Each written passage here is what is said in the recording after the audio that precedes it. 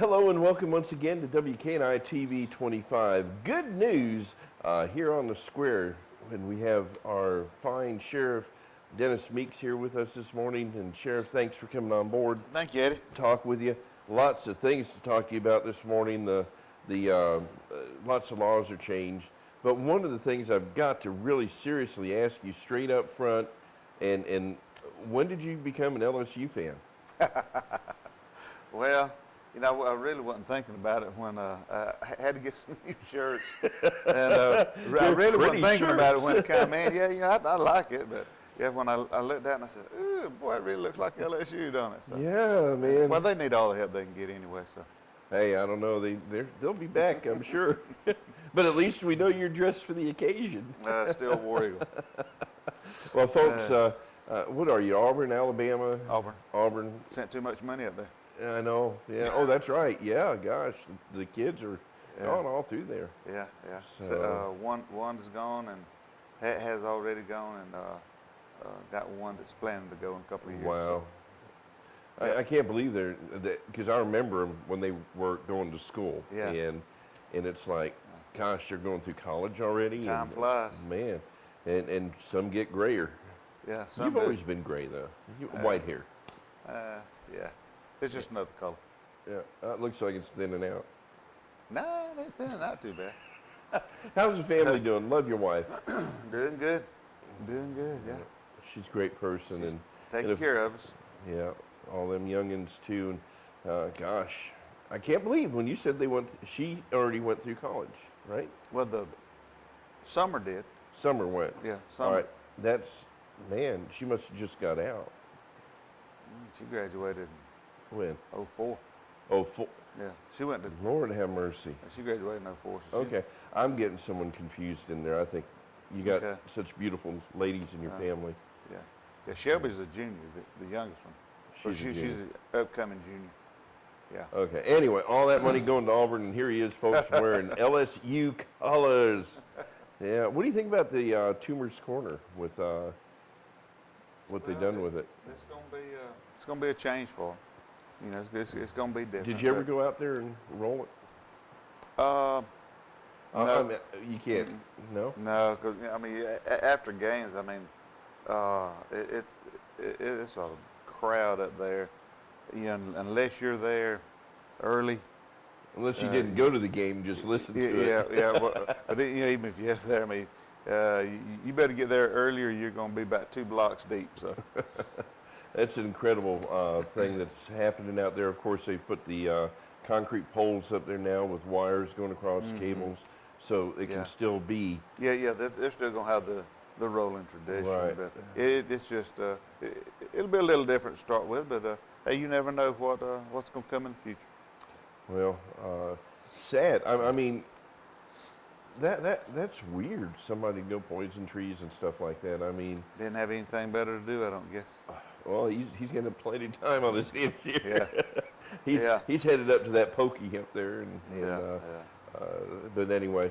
All right. Well, listen. Lots of things happened. We talked to Mike Jones a couple of months ago. He's come out of the House and they've done all their work during the legislature, and he talked about some laws that were coming in, and he really focused on the gun laws because several were proposed to the legislatures, and some of them you guys, the sheriffs, as you guys, liked, and some of them you didn't. And this one that went into effect on August 1st, what do you think about it?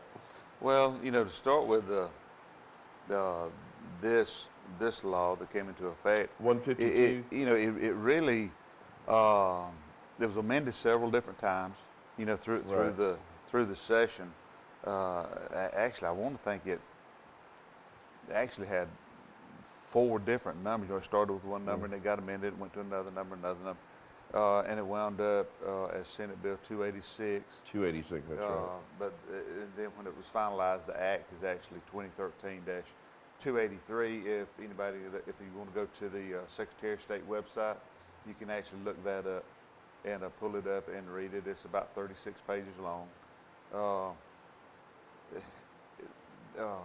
I don't think ever in a session of the legislature has an act came down that amended 10 different sections of the Code of Alabama.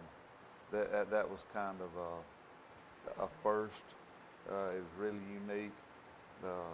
This act has got a lot of stuff in it. I mean, a lot of stuff. It really it covers just about everybody. Well, people are confused because the only news reports that come out are what you can and can't do legally with a gun.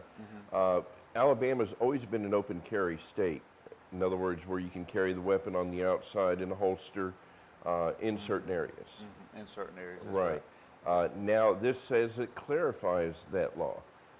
And how would it clarify it? Does it say exactly where you can and can't? It does. It does.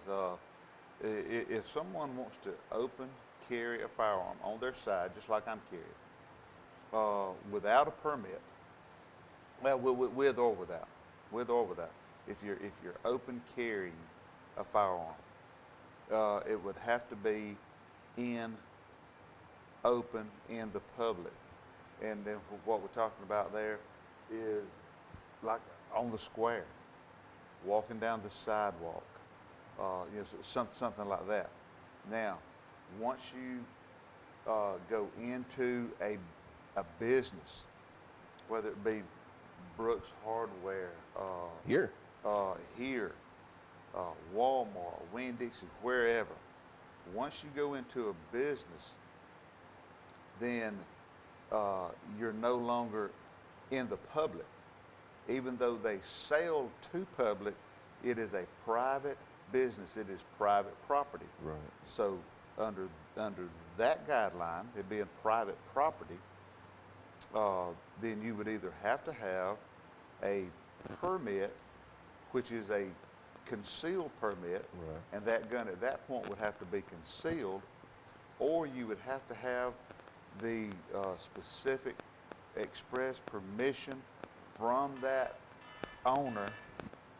Okay, so you open carrying and you're in the public on the sidewalk or whatever. But once you walk into a business which is privately owned, now you go into the law now says you're now on private property, so you either have to have a concealed permit, pistol permit, which at that point you would have to conceal that weapon. You can no longer wear it open, you have to conceal it, or you have to have the express permission from the business owner to have that weapon On premises. open in his business. Now, what's this about being posted? I mean, let's say if I have no desire for people to walk in here with guns, Okay. if I put a sign outside Correct. that says no weapons allowed, Correct. okay, can they come in here even with a No. permit? No. If you've got it posted, well, if you've got it posted, then that's telling them don't come in here with that weapon. If they come in anyway, and you ask them to leave and they don't, then you just need to call law enforcement. At that point, when law enforcement gets here, if they're still here, you've told them to leave. At that point, they can be arrested for criminal trespassing. Would it be armed criminal trespassing? No. No. And it's not going to have anything to do with firearm, but they would be arrested for criminal trespassing. Okay. So with a permit concealed, I can go anywhere I want to. Just like normal. Just like normal. Except a bank and except a bar. Federal law says, we've learned a lot during this, there is no federal law that prohibits anyone from going into a bank with a firearm. Really? Yes. See, all these years I thought you better not be caught in a. Yep. Lot of. Now, a place that serves alcohol to the public? The act does not specifically address that. So again,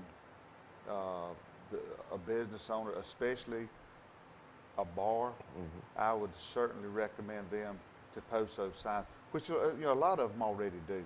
A lot of them already have, signs that, hey, no firearms. I'm curious because well, it's been about almost 10 years ago now. There's a young man, 19 years old, walked into Walmart here locally with a sidearm on his hip exposed. He was subsequently arrested because the manager or whatever said they didn't want the gun in the store. Okay, that they were afraid, whatever. And I don't know what the outcome was that. I've heard rumors. Yeah, I don't know. I kind of remember the incident. Right. I don't know what the outcome of that was. But the owner of the store, the manager of the store, the proprietor, has a right, even if it's not posted out there, if they see you come in with a weapon or they see a weapon on you. These are things I want to make clear because some people say, well, I got a permit. If that person that is in charge of that property says, I don't care if you got a permit, you ain't coming in here, they have to leave with a weapon. Yeah, if that manager requests that. But what the, just say someone's carrying concealed, or, they have the permit, they've gone through the background check, all that, and they now have a permit to carry concealed. If they have that weapon concealed, to start with, it's going to be concealed. You're not going to be alarming the public, and nobody's really ever going to know that you got it. If you're going in. Right. So that, it's a little different situation because to start with, they're not going to know you have it because you are following the guidelines. You do have it concealed. It's not out in the open, so it's not an alarm to the public. Right. So that's the key words, alarming the public. Inside of, because here's where I'm going. Yeah, you talking about when you're going into a business. We just say if you go into you're in line at Walmart, you got a carry concealed permit, you got a weapon on you, it's concealed, nobody can see it. So who's gonna know you got it? I'm right behind you with my open firearm. Who's gonna get the public's attention more? And with all the shootings and things that we've had, who's gonna cause them more alarm, you or me? Well, yeah. So that's kind of what we're talking about. I'm just saying sometimes, like when I carry my weapon, it's, I bend over something and my shirt exposes it or something like that. I'm just trying to get over the alarming of the public part of it. I don't want to hang on it too much. Yeah. Because here you go from an outside public area and you can carry it wide open. Okay? It doesn't matter. You can carry it concealed. You have a permit. Yeah. Let me say one thing about that too. And we're talking about public. We're talking about sidewalks, whatever. We're talking about public area, not businesses. Open area. Pistol. It is pistol only. It is not firearm. There's a difference. Okay. Yeah, because I was headed there. There's a difference. This act it talks about pistol only, not firearm. So if I took my AK-47, strapped it onto my shoulder, and walked around the square, that's not going to work. I get in trouble. That's not going to work. Yeah, absolutely. I wanted to go there. And not only pistol, but it has to be holstered and secured. Right. Now, when we're talking about secured, holstered, and secured. We're talking about a holster that has a strap with a snap on it, not this slide-in clamshell. Just slide-in type tactical type holsters. It has to be holstered and secured. I got and it's pistol only. It's share a story with you. I was not going to mention what store it was at here locally, and I knew the guy, and he wouldn't have alarmed me because I knew he was he had a permit, and we talked about guns before, and we were over in the area where sporting goods area, and he bent over and went to reach for something, and he had one of them clamshells, and that gun slid out and hit the floor, and I sat there and I went, first off, I'm glad there was no round in the chamber, because a lot of times they'll fire in that situation, depending on what kind of gun. And it scared the heck out of me. And I can imagine the people looking around the store saw that gun fall out and didn't know him. And I was like, okay, he's, well, I got a concealed weapon, you know, real loud, and he stuck it back in his, you know, holster. But, you know, that's why it's there, is that it doesn't automatic or accidentally fall out and flail. Mike and I talked about that once before, our representative, is that you have to have common sense security, okay, with your weapons. Again, we can't walk around with shotguns, we can't walk around with rifles, long guns, bow and arrows, crossbows, that type of thing in public. So, but a concealed weapon. All right, now, you're hearing a lot of people making exceptions and making it publicly known. Universities, schools, places like that. Covenant County school system, they say, hey, for hunting, that law covers that you can have your gun in your vehicle during hunting season. Oh, it doesn't? There's something that passed that says that you know, you can bring pistols or weapons to your place of work. Okay, now you were talking about schools, now you're going to work. Okay, well, there's some schools that are clarifying it, though. No, the school grounds is still, see, the school boards still have the right to, and they do have policies that fall under their safe school plans. So they still have a lot of control over their school grounds. No weapons at all are allowed on school property, is that correct? A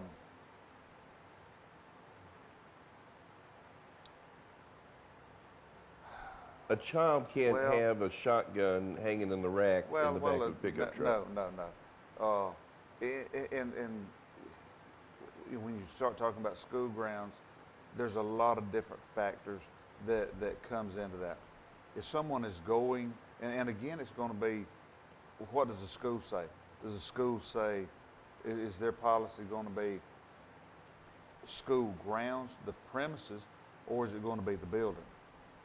So, you know, again, the school really comes into play a lot when you start talking about that. As of right now, the act says that if you have a carry concealed,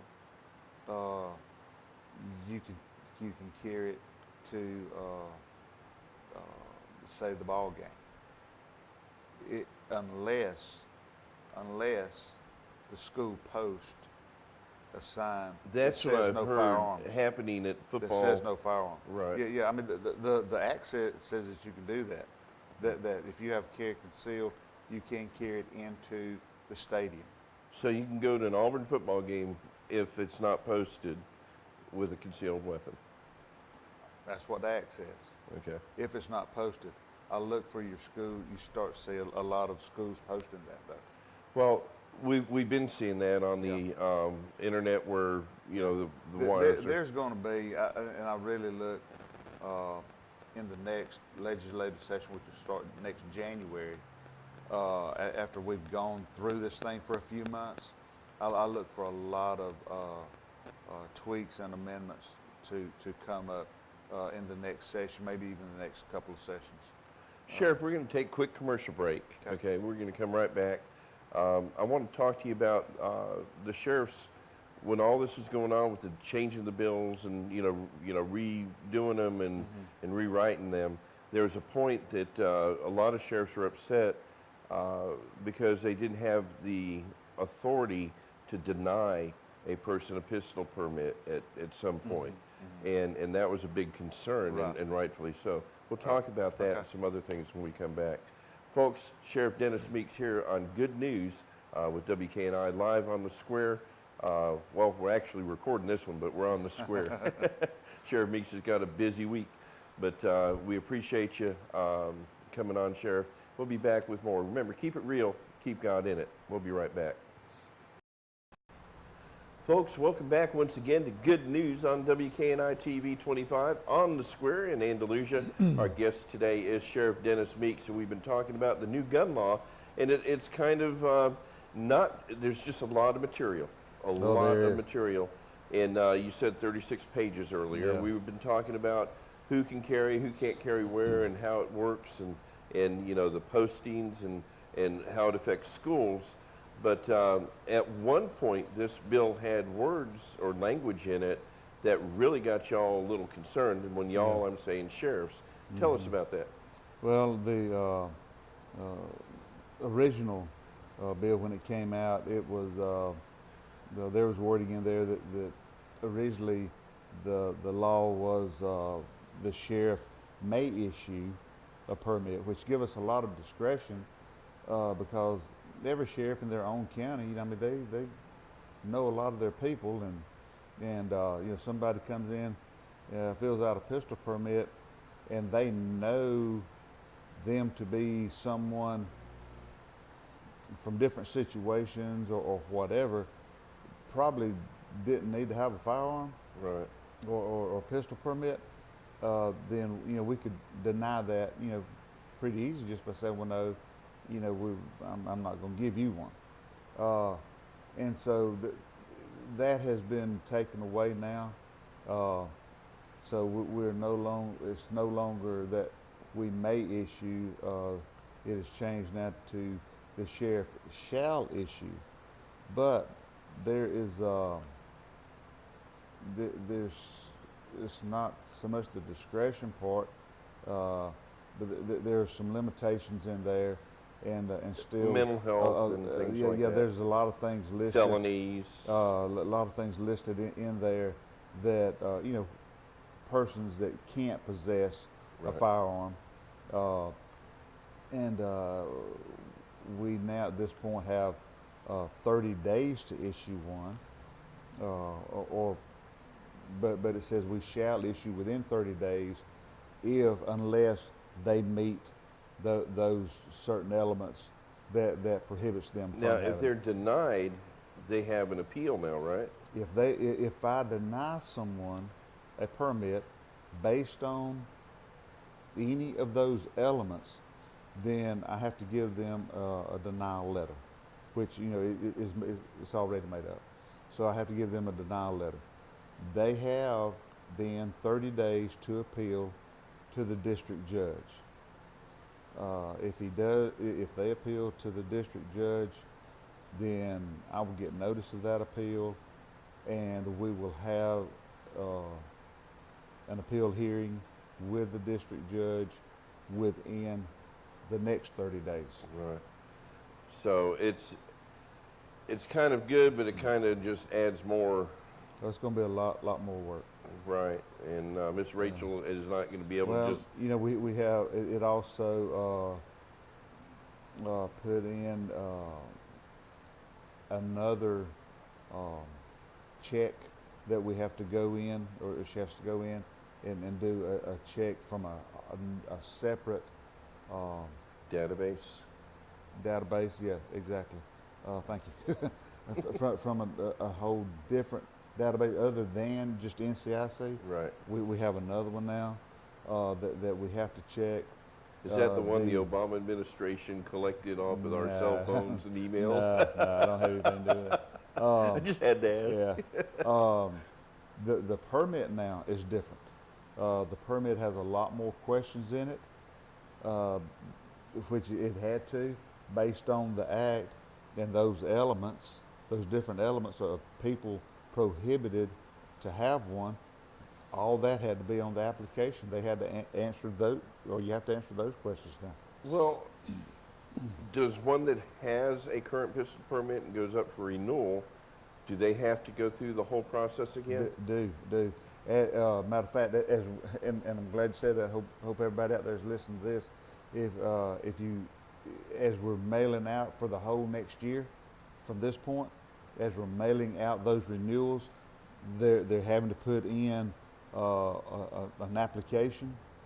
So that person if you even have a permit now, you have to fill out that application, because there's a lot more questions based on this act that they have to answer now. So we're slipping in one of the new applications with that renewal permit. They fill out that application, send it back to us. We still have to run those checks. And if everything is good, then we'll mail that renewal back to them. Okay. It's just Obviously, a lot more work. there's more work involved in it, more Sure is. paperwork and chasing and investigating. Does that mean the pistol permit price is going to go up? No. It'll stay at $20. Yeah. Okay, I had to ask that because, Yeah. No, because no, it would you make know, sense if you had an increase in it because of the labor. Well, it's gonna be a lot more work. It's gonna be a lot more time consuming now.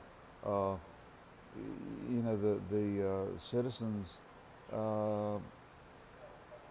It's gonna be a little bit longer, for them to get their renewals for sure. If they come in and do an initial application for a new permit, it's they're not going to probably be able to get it as quick as they have in the past, because it's just going to take us a little bit longer to run those checks. Sheriff, we got a list of places that you can and can't carry the weapons at. What I'm going to ask you to do, because of time constraints, is I'm going to ask you to let me copy that and put that up on the website, and we'll put that up there as the places, and folks can go there. Yeah. And a lot of it is a lot of common sense stuff. Inside a building of a police, sheriff, patrol station. Now this is going to be a little bit different here. Inside or on the premises of a prison, jail, halfway house, community corrections facility. So if you come to the jail to visit, I mean, you can't even have it on the premises. Wow. Okay, that's in the act. Even with a concealed weapon? That's in the act.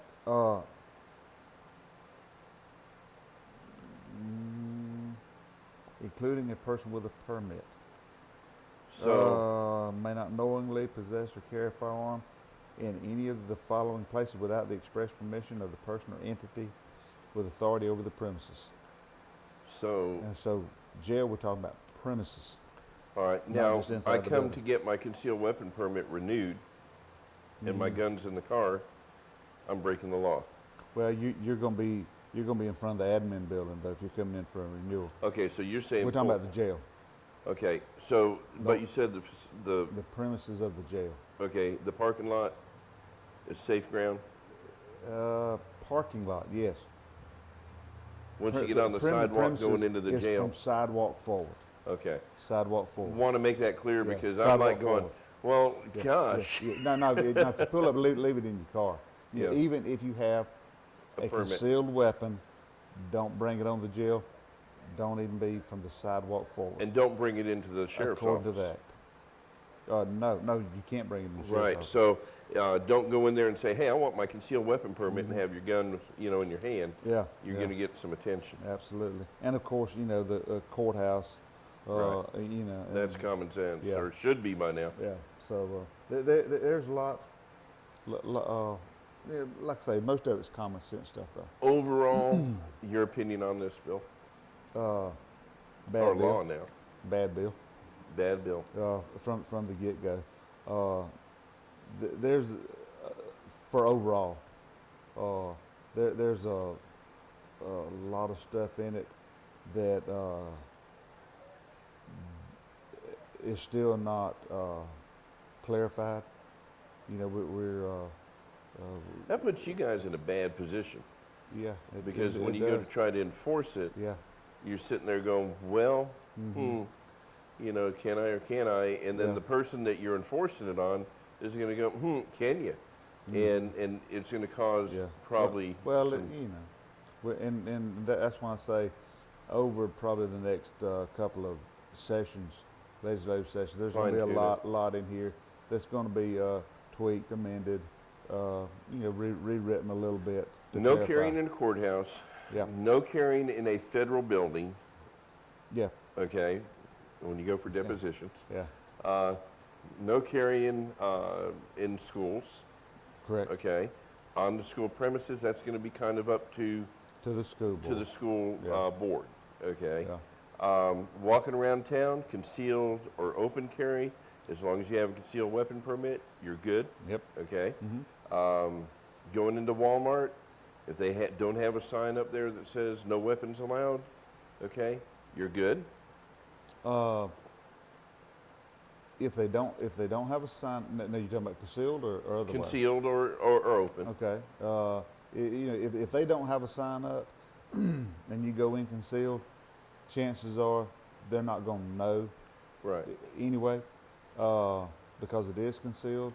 If someone goes into Walmart, open carry, chances are the manager is going to ask you to leave.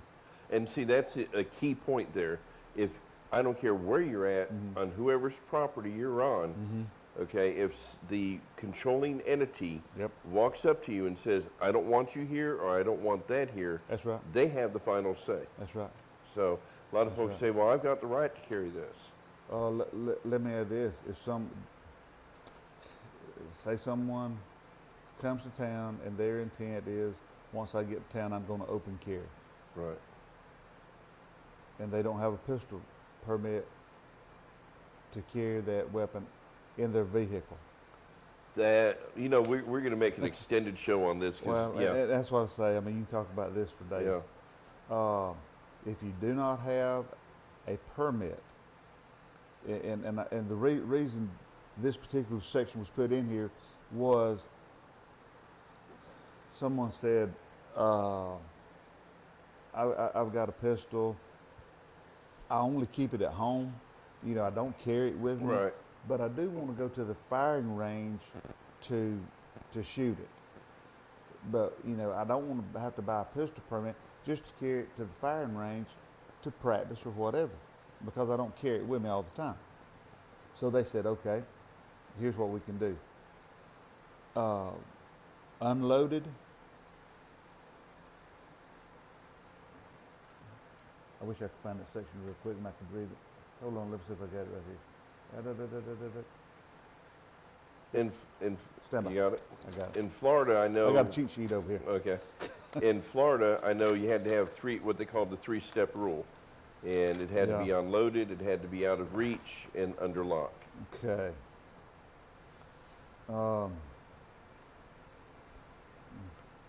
Okay, you may possess an unloaded pistol in his or her motor vehicle if the pistol is locked in a compartment or container that is in or affixed securely to the vehicle and out of the reach of the driver and any passenger in the vehicle. Oh. So the glove box is out. Glove box is out. Matter of fact, if you'll notice, most of your vehicles now, glove box nor console box has a lock on it. That's right. Didn't even think about that. Yeah, they don't have locks on. So on a car, Trunk. unload it, put it in the trunk, because that way it is locked. What about an SUV? What about an SUV? Where do you put it? That's one of the things they didn't address in here. It- See it's- what I'm talking about? Yeah. So yeah, SUV, because you don't have a trunk, And it's accessible. and you can't use your you can't use, say, like the little safes Mm-hmm. like you buy at Walmart. Some people say, well, I'll buy a little safe, put that gun in it and lock it, and I'm good. No, because it's not affixed To the vehicle. That's why I said an SUV is It's not like, affixed to the vehicle. yeah. And if you So, don't have a toolbox on a pickup truck, Yeah. Now, pickup truck, if you've got a toolbox, put it in the toolbox. right. But if you don't have one, If you don't have one, get one. well, a lot of it's interpretation. If you got a truck that doesn't have a toolbox, then I would say some type of maybe you could use the locks, the little lock box, the little safes Yeah, but from then you go Walmart. back, and if you can do it there, then the SUV. No, because if you put it in it, you lock it up in that box, you lay it in the back of your truck, then at that point, it may not be fixed, but it is meeting the element of They need to fix it that. is locked and secured, Right. and it is out of reach of the driver or any passenger. Well, that's true too. Even though it may not be affixed, it's locked, it's unloaded, it Right. is out of the reach of any of the driver or any passenger. SUVs are a problem. And I SUVs would are a say a major pickup problem. truck's troublesome, Yeah. to say the least. And Yeah. and that's something hopefully Mike Jones Jr. and company up there will address this January, Yeah, because yeah.